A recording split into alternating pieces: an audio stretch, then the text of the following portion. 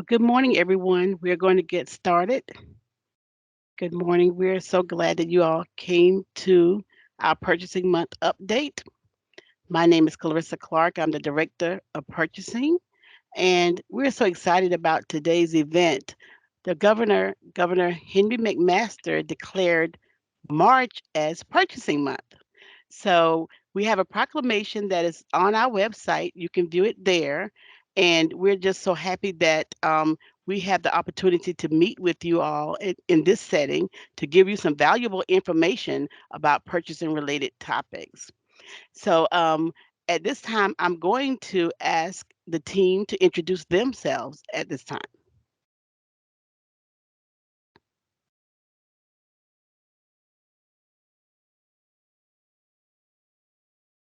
Good morning. Hi, I'm Kim Rose. I'm the purchasing card administrator here at the university. Thank you so much for joining us this morning.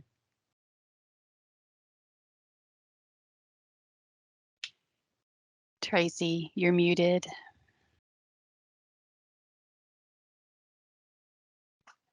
Good morning. This is Tracy Fountain. I'm the program assistant for the purchasing department.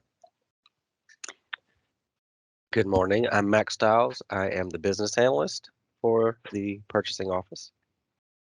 And I am Lana Widener, and I am a PeopleSoft Operations staff member as well as a program manager. Thank you, team. We will have this presentation posted. The PowerPoint will be posted on our website later. You will have the opportunity to send questions via chat on this in this Teams meeting, and we will post all answers in the form of a question answer by next week. Also, the recording of this event will also be posted on our website in the tools under the tools menu. So if someone missed it, you will have the opportunity to send them to our purchasing website. That's purchasing.sc.edu so that they can get this valuable information. We're excited about it because some of these topics are topics that you've been asking for during the year, the most common questions that we've been getting. So we thought those would be the ones to present to you guys today. So we're going to talk about the purchasing card updates. We're going to talk about university contracts, Amazon business, state contracts, sole sources, and the small and minority businesses in that order. And at this time, I'm going to ask Kim Rose if you would get us started.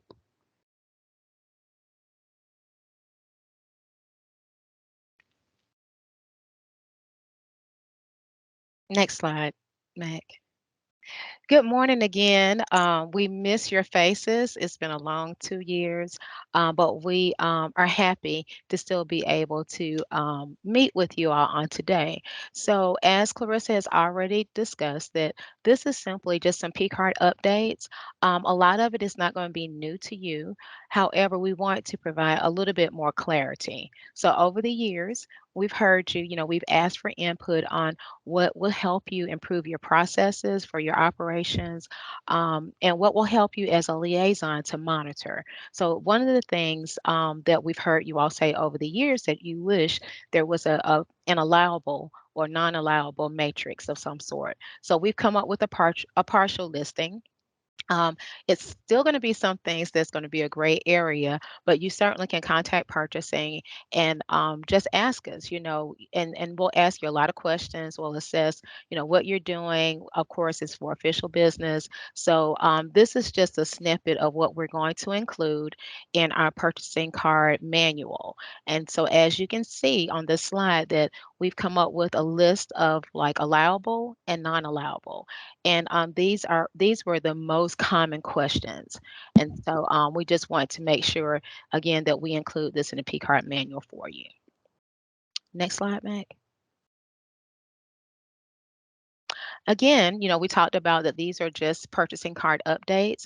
Again, we wanted to make sure that there was a little bit more clarity. So you all already, know what your roles are as a card holder or as a liaison. So in this section, general policies and procedures, we wanted to redefine what approvers and their responsibility. We just want to make sure that that we have accuracy of credit card charges. There's no appearances of anything of any personal benefit. We want to make sure that when you're reviewing expense reports, that these are some of the things that you're continue to monitor. In the cardholder role that we have on this slide, the only thing that changed is it says inclusive of. So we always talk about this in training, but we want to make sure that it was actually in the manual that the single transaction limit, $4,999.99, inclusive of. So that simply just means that any shipping, handling, taxes, any other applicable fees are going to be inclusive of that amount. So that's the only word that changed. As far as the liaison role, verify there's no non-allowable transactions. Again, you're going to do the same audit that you normally do, and we made it just a little bit more clear by simply stating no prohibited transactions. And so some of those things would be like no split transactions. We want to make sure that we are patronizing the contract vendors, small and minority women-owned businesses when available. No deliveries other than the business address unless your department head has authorized. So we've actually have that stated. We've talked about it, but this is going to be inclusive in the manual now. So there are times where you or the cardholder may be working at a remote location or they're out of town and they have to have something delivered to an address other than campus address. We just want to make sure there's written justification from the department head, dean, or chair. Next slide, Meg. P-card eligibility. This is that section of the P-card manual. What we've done is there is a change with this that as a new applicant, you must complete a prerequisite exam prior to attending the P-card training. So that just simply means that once we verified your employment status, we will send information out to you to take the P-card exam. That exam is administered on Blackboard and you have to take that test and complete it before we'll send out some scheduled dates for you to take the P-card training. So again, that's new. We figured that if you take the prerequisite exam, that you are a lot more familiar. We know you've read the policies and procedures before coming to training. You may have some questions. If you've gotten a question wrong, it's a good conversation for us to talk about. We're one university, so we want to make sure that we're not only adhering to state policies and procedures, but as well as university policies. The difference with the next one, each individual cardholder must now sign a cardholder agreement after training and return to the purchasing card administrator. Before, when we were meeting face to face, you had to sign the cardholder agreement in the presence of the administrator. So what will happen is if you're a new applicant, you attend training, and then right after training, we send the cardholder agreement to you, and it is expected for you to return it to purchasing either electronically or in interoffice mail. At that time, once the cardholder agreement is returned, then we will start processing the application so that you can get your P card delivered directly to the cardholder.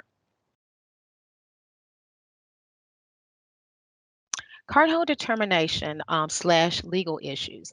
So this is again, we wanted to just provide just a little bit more clarity about some legal issues that to help support you. The willful use of the P card. And so basically, we've added this statement in here that will help you monitor, make sure that we're adhering and we're in compliance. And so basically, what we've added is cardholders or supervisors or proven officials who knowingly, and through willful neglect, fail to comply may be subject to suspension or termination of card privileges or other disciplinary action. And so again, we just wanted to add that to support you. The next section is P card setup, maintenance, and closure. And so in this area, and you will find out by looking at the P card manual that sometimes it's a little redundant, but it's very clear. And but again, this is all for your benefit to make sure that we provide clarity. Please know that you can always contact the purchasing department if you have any questions. You can call us, email us, and again, we'll ask you a lot of questions because we want to make sure that we assess your needs. But now applicants are contacted to complete as a setup, are contacted to complete the prerequisite exam on Blackboard, and then we'll schedule P-card training prior to issuance of the card. The second bullet, this is not new either, but the B clause of that is that every year we do look at the activity of the cardholders in a 12-month period. So we review those. If we find there's little activity or none, we will contact the liaison. So we used to just cancel the cards, but now we actually contact the liaison prior to cancellation. It may be that there's fewer activity because they just don't have the purchasing responsibilities they used to have. There have been times where the liaison may have forgotten to request cancellation. And so we want to make sure that we don't have any inactive accounts because that increases liability. And we want to make sure, like if the cardholder is no longer here, that we actually cancel the account. Excuse me. And purchasing card renewal. As of July 1st, 2021, Bank of America now issues cards with a 5-year expiration date. So that is new. Prior to that, the expiration date was 3 years. So if you all have an upcoming account that will be expiring, when you get your renewal purchasing card, it will come directly to the cardholder and it will now have a 5-year expiration date.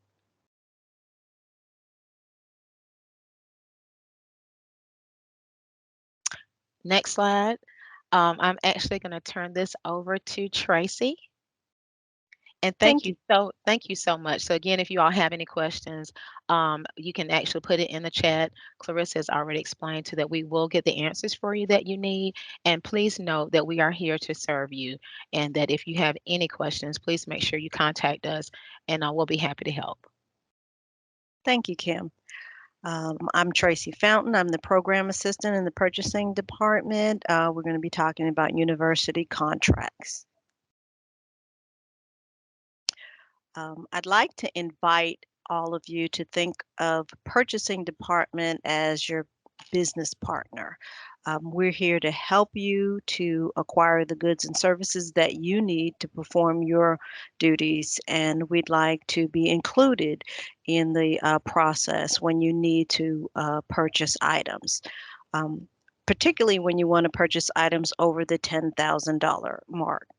Uh, when you decide that you have something that you need to purchase and you've budgeted for it and you know that yes, you are going to have to acquire these goods or services, that's a good time to create a requisition, and that will invite us into the process with you.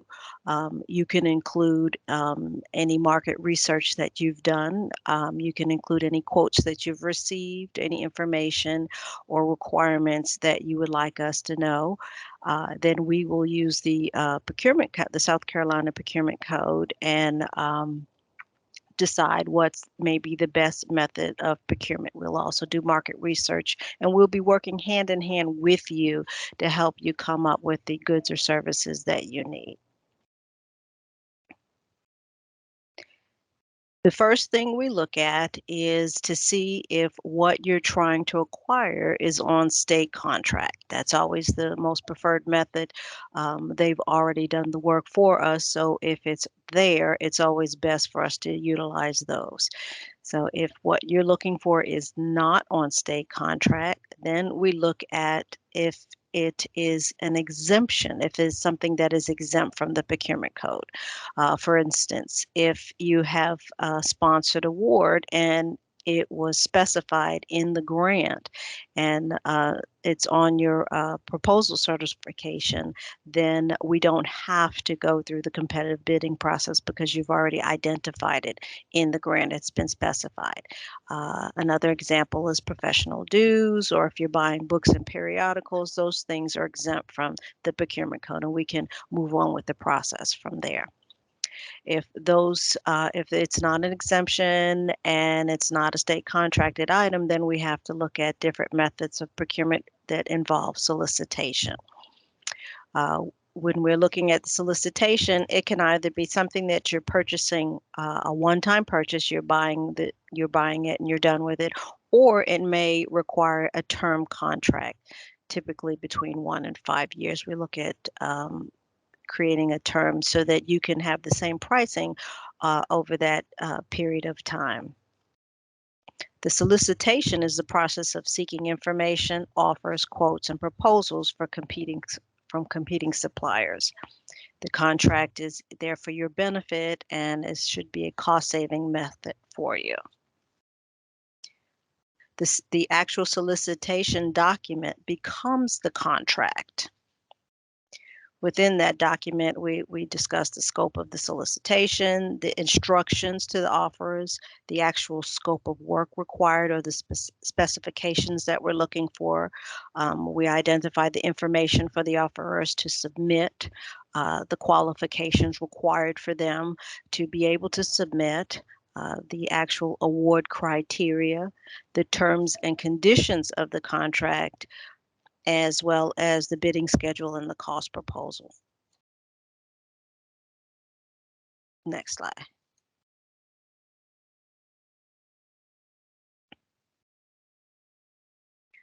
One form of a term contract is a fixed price bid. A fixed price bid is a competitively bid and it provides for multiple sources for your supplies or services or information technology. So instead of just having it awarded to one vendor, there can be multiple vendors that have submitted their pricing or offers for that particular contract. That we can use. This gives you more flexibility in whom you choose, and they all submit their pricing not to exceed the maximum price that we've determined for the contract. So they can go up to, but not over the maximum price listed in the actual contract. The good thing about fixed price bids is if there is a contract that you'd like to have a vendor apply for it, they can be added to the contract for the whole term of the contract. So even if this was awarded, we're in year 2 of it and it's a 5-year contract and you have a supplier that wants to be added, they can submit an offer and they can also be added to the contract. Next slide. Just a few, just to make you familiar with them. Some of them that anybody can use is the charter bus services. So if you're going to be utilizing charter bus services, you can look at that list of providers and choose who you want from that. Promotional products is another one. You know how we get T-shirts and bags and things of that nature. We've already created a contract for you, so you don't have to go out and find vendors for your needs. You can just simply go to the contract and pick a vendor from there. And another good thing about fixed price bidding is you are welcome to request quotes from any of the awarded vendors on there to, and makes it a little bit more competitive, and you can actually probably get a better pricing as well. Another one is consulting services. That's one we point people to a lot because they can either be strategic planning or program management. Those are helpful, and that you can always have a vendor that you need to work with submit an offer for those as well, so that you can work with them without any issues if it's going to be over 10,000.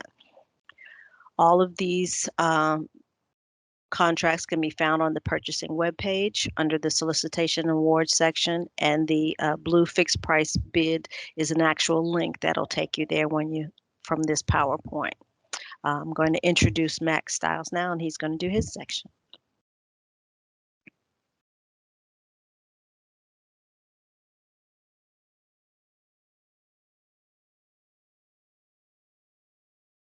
Thank you, Tracy. I am running a lot of different windows over here. So good morning, everyone. the business analyst for purchasing office, also the PowerPoint manager and the Teams presenter. So got a lot of gear shifts being toggled today. But I'm going to talk to you about Amazon Business and just kind of where we've come since we launched in 2020, and just kind of refresh the concepts and the eligibility for when users are allowed to utilize our business account.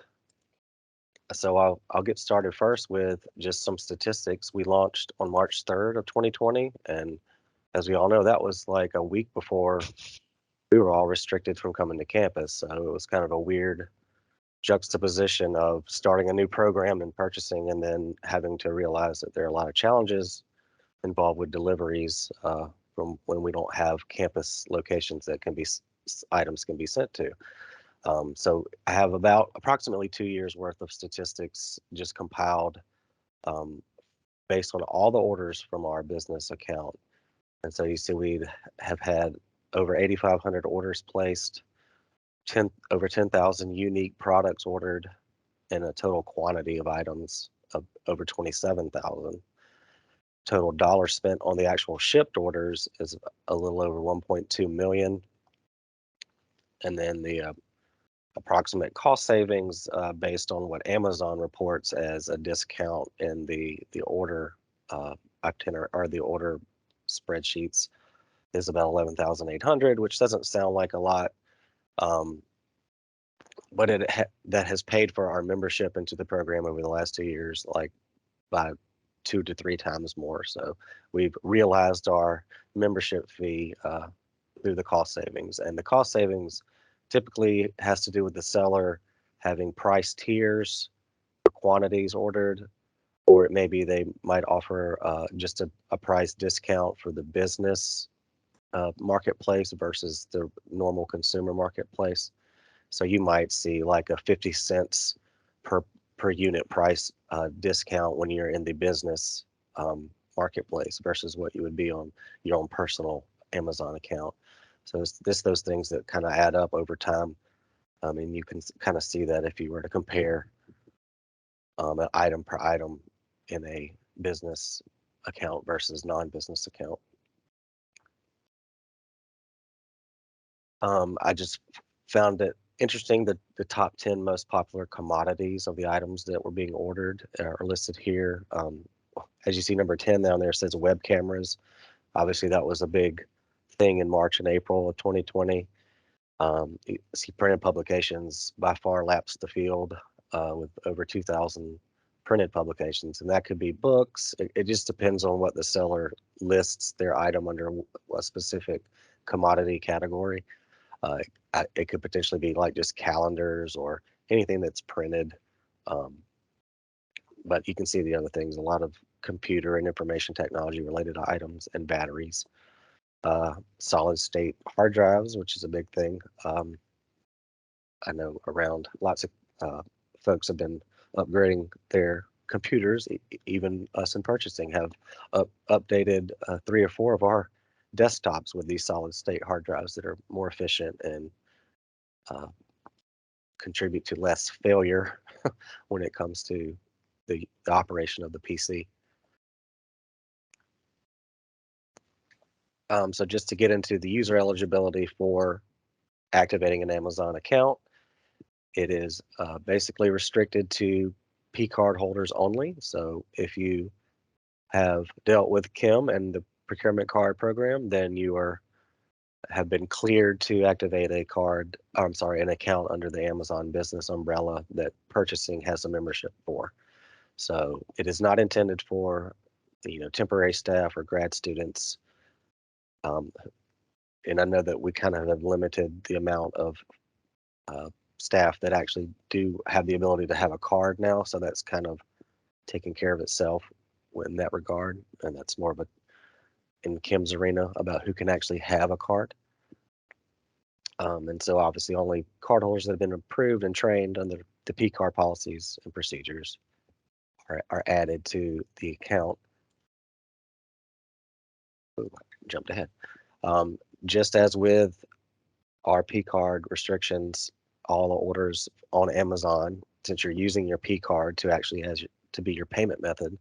The 49.99.99 limit, including tax, is the cap, and you should not split orders. So you should not make one order today and another order tomorrow, the same type of thing, because that can be called an audit. There's not necessarily a way to flag that activity, but we will review everything from either the PeopleSoft expense report or the Bank of America statements, and your liaison should also be checking those as well. So please don't try to circumvent that. If you have something that's over 5,000, then try to seek a different method of procurement other than the P card. We do flag the categories that have uh, seemed to be the most relatable to state contract items or personal consumption items. It's not a perfect system because it depends on the seller's listing of whatever item that they are selling. So if they miscategorize their item, you might get a flagged page on that item.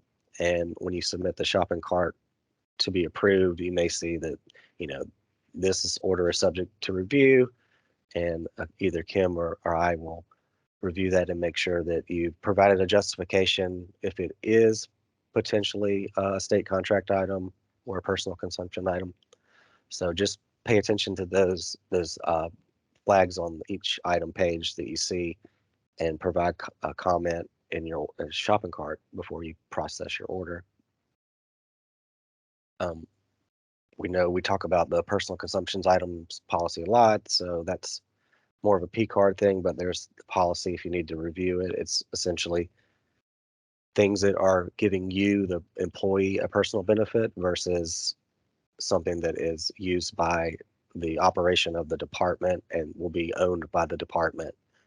Um, so if it's related to the operation of your department itself and not just the employee's um, convenience or benefit, then those are the items that are restricted from being purchased with a P card. Obviously, there's a lot of items that are similar to state contract items that are on Amazon Marketplace, and you may want to do your due diligence in checking the state contracts before you go shopping on Amazon to make sure that a lot of lab supplies, for example, there may be those items available from those contractors that the state procurement office has put in place.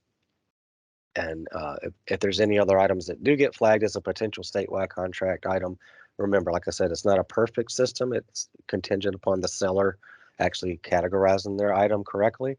But just take the time to check that stuff for office supplies, especially. And I'll quickly just show you this link on the slide links to the state procurement services division's website. And so you can see they have the goods and services and the information technology search. And I'll just click on the goods and services tile real quick and allow the internet to do its thing.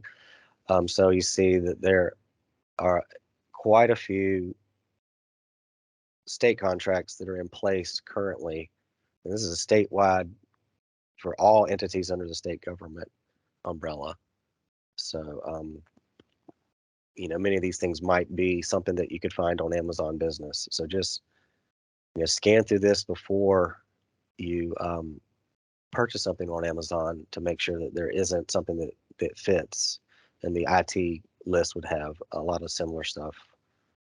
I guess it wouldn't hurt to just check it real quick for you. I didn't want this to lag. But many of those, like the webcam type things and the computer accessories, those types of items can be found in specific state contracts that are here. So there's a lot of printer related stuff and network hardware, PCs, peripherals, all that type of stuff that you would obviously expect to find on a information technology contract. So we'll get rid of that one.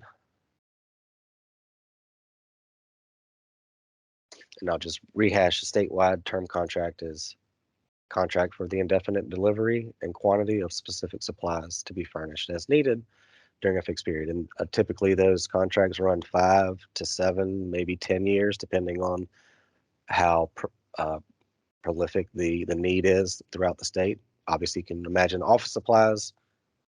Everyone needs them in any entity of state government. And these are a listing of the entities that fall under the state government nomenclature. And we see colleges and universities and technical schools under there too.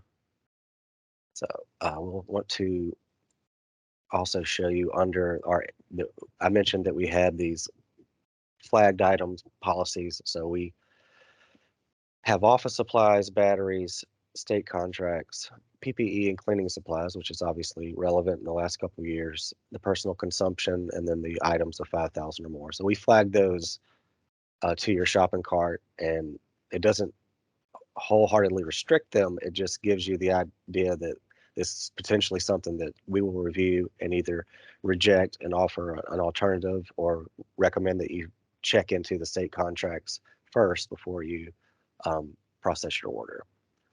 And there's more of that stuff on the purchasing toolbox that you can find the office supply contractors, and more guidance about that sort of thing. So from here, we're going to get into sole source procurements, and I will introduce my coworker, Lana Widener, to take it from the next slide. Hello and good morning, everybody. So glad to have you here today.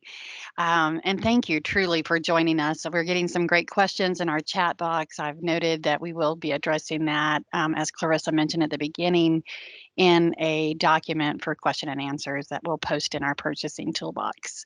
So we have that coming. But today I'm just going to be addressing sole sources. And I just wanted to throw this particular slide in so that you know that when we discuss sole sources or are reviewing them when they come into the purchasing office, that we are adhering to the South Carolina Consolidated Procurement Code, and I provide you the section and a little definition of that.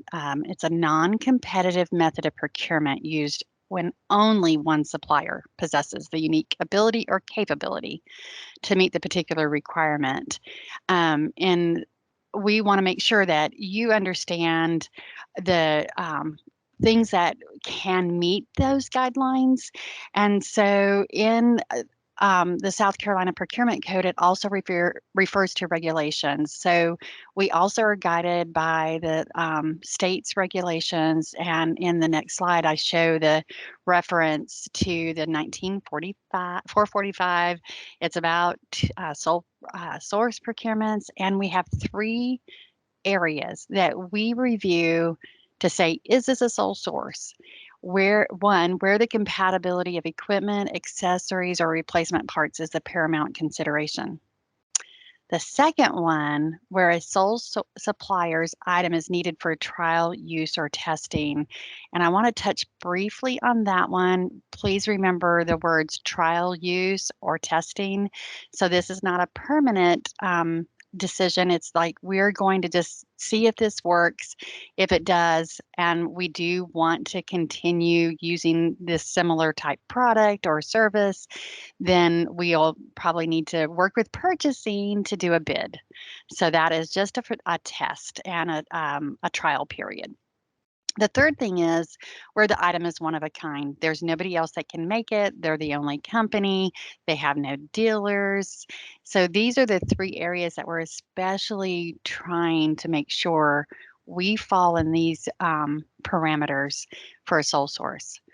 In a minute, I'm going to share with you some good news. But before I do, if for any reason a sole source exceeds $50,000 but is less than $250,000, we are required by the state to advertise or post a notice in South Carolina Business Opportunities for 5 business days. Those are not calendar days, those are business days.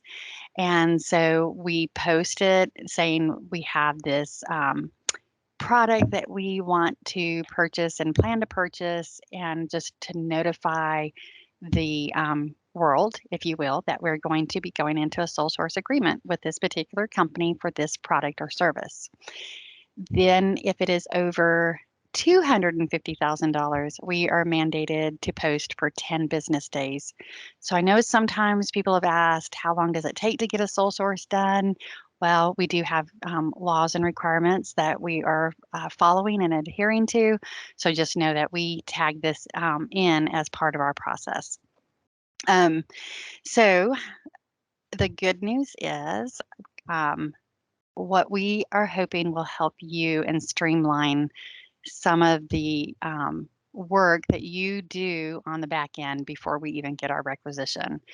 We have a new form that will have these questions or request for a description of the university's need that this procurement meets.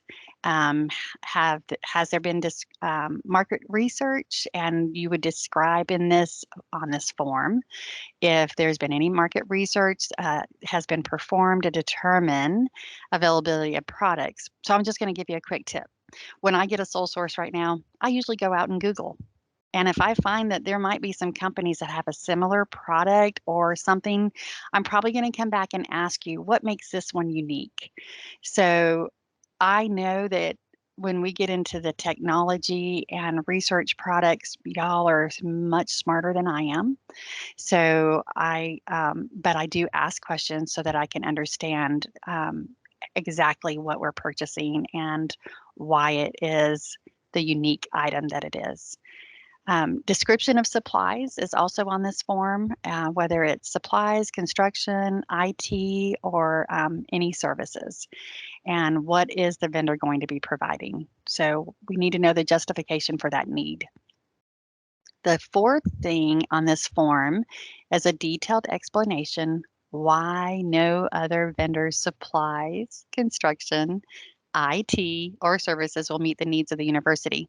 A lot of times, our memos, you guys are doing great on that. You often explain that. So that's not something I usually have to come back and say, what's going on or why they're the only ones. But occasionally I might come back and ask that, as some of you know.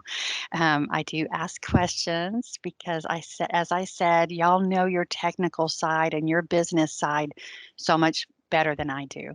And so I just need sometimes in layman's terms, to be honest, to help us know that this is a unique product and or service. So that is the wonderful, great news that we have to announce here on my part for Sole Sources is that we have a streamlined method for having a document for you, and we will be putting that out also on the purchasing website in our toolbox. So in summary, on Sole Sources, it is only one source of supply. So I wanted to make sure you had a slide that just gave you the summary of what I talked about. There is a written justification, which is the document, the new document. And I provided those examples again, just to repeat what I said earlier, where the compatibility of equipment, accessories, or replacements parts is the paramount consideration, or where a supplier's item is needed for trial use or testing, or where the item is one of a kind. On occasion, I do see some sole sources where, like the first bullet, where compatibility of equipment and the item is one of a kind. Sometimes I do see that it meets both of those criteria. So don't hesitate to address if it does. It doesn't have to be just one, it could be both or all three. And then I mentioned the notice just for your record of information as well. So I know you may have questions on that. Please be sure to put them in our chat box. But at this time, I'm going to turn the time over to Clarissa Clark. She is our Director of Purchasing. Thank you, Lana. I'm going to speak on small and minority business outreach. Next slide. Thank you. Like Dr. Martin Luther King Jr., we too have a dream that at the University of South Carolina, we can effect change in the economic disparities that exist for small woman-owned and minority businesses. And this department, as well as the administration, we are committed to making this dream a reality. I'm going to talk with you a little bit about the history, what we've done, um, in our approach to this. But since 2009, the university has been involved in an outreach program, and they call the outreach program, we call it the Small and Minority Business Initiative, the Small and Minority Business Initiative. And with this initiative, we have taken a different approach to involving the small and minority businesses. What we've done is to involve them in the procurement process at the front end. We have actively engaged the small and minority community in the process. Next slide, please. This has taken a lot of work. A lot of work went into it, and I'm going to briefly describe some of the things that was done to make this dream a reality. First of all, for this initiative, we called on the business community. We called on the business managers as well as other personnel and asked them to participate in this initiative. And it was a great meeting. And Dr. Pastides attended the meeting, and he gave his approach. He has a proactive approach of actively engaging and making sure that small woman-owned and minority businesses were inclusive in the procurements that we were doing at the university. So after that great meeting with the business managers and other key personnel, we had our marching orders at that point, and we began having forums. We had a business expo. We've had several business expos in the Koger Center for the Arts, but the business expo was so that the business community, once again, the small minority businesses, could meet with the departments to meet with the folk that were in the departments and face to face, and that they can become familiarized with the type of procurements that we were doing um, here at the university. So it was twofold. We wanted the departments to meet these vendors who were great vendors in our community, and the vendors to also meet with these departments. And it was very, very successful. We also conducted small business forums, such as the matchmaking events for the construction side as well, where we did things before our construction projects. And that does not, involve a lot of you guys, but for some of in the facilities department, that was well received in that aspect. After that, the forums, we develop a directory, I'm sorry, of small and minority businesses, and that directory is on our website at purchasing.sc.edu, and we've invited different vendors to put that information out there. They have their websites, all contact information is there. A few years ago, we purged the system and went and updated all of the files and all of the addresses that we could, and asked people to resubmit their information on that directory.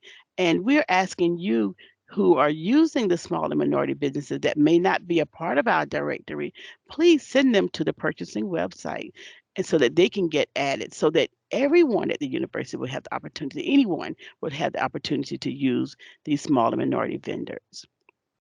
We also developed a system that tracks our efforts. So we rolled that out years ago, and it's a way whenever you have a minority vendor that you reached out to, you can put that outreach effort into that tracking system on our purchasing website. Even if they were not awarded that contract or awarded whatever it is that you have, you still made the outreach effort. And we want you to have a record of that. So, next slide, please.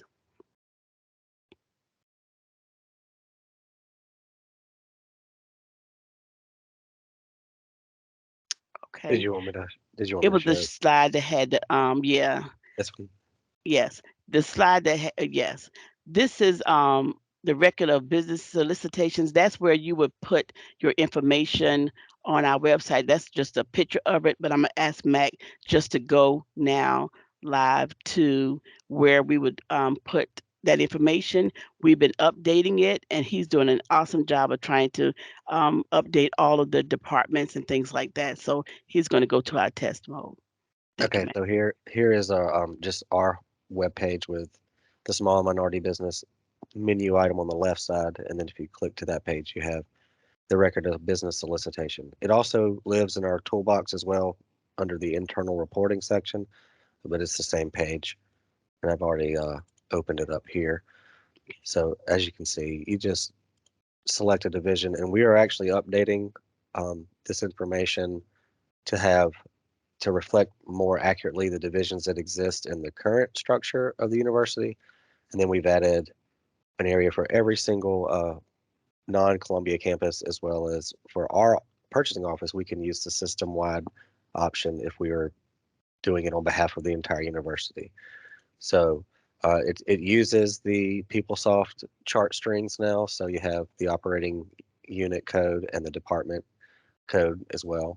And then you can just, so if I were to enter purchasing, just to kind of give you an example,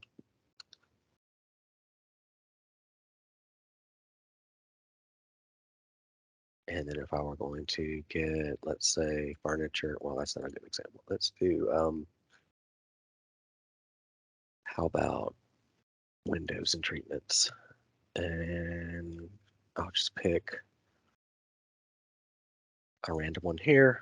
And if I awarded them, I would put the amount of the award. If I did not award them, then I would say, what was the reason that they did not get awarded? You know, um, for example, like that. Um, but then you can just enter like the amount that you had and submit it. And then that goes into a system where we can pull reports based on all of our end users, just basically acknowledging that they've made an effort to contact one of the members of our small minority business directory. And then we can compile data to see like, what commodities and what types of products are being sought more often from those vendors. And then we can do more analysis, and that's spinning, so I won't let you wait on that one. Um, but yeah, that's just the page where you'd go to identify where you've made an effort to contract with one of those types of vendors. Thank you, Mac. We really need you to um, put that effort in there. In the past, we've acknowledged those that had the highest percentage or the highest dollar amounts or usage of that with small woman-owned and minority businesses. We've recognized people at our departments, at our business forums, as well as sometimes at the Martin Luther King breakfast, because this is a campus-wide initiative, not just one just for our department. So please continue to put your efforts into that tool.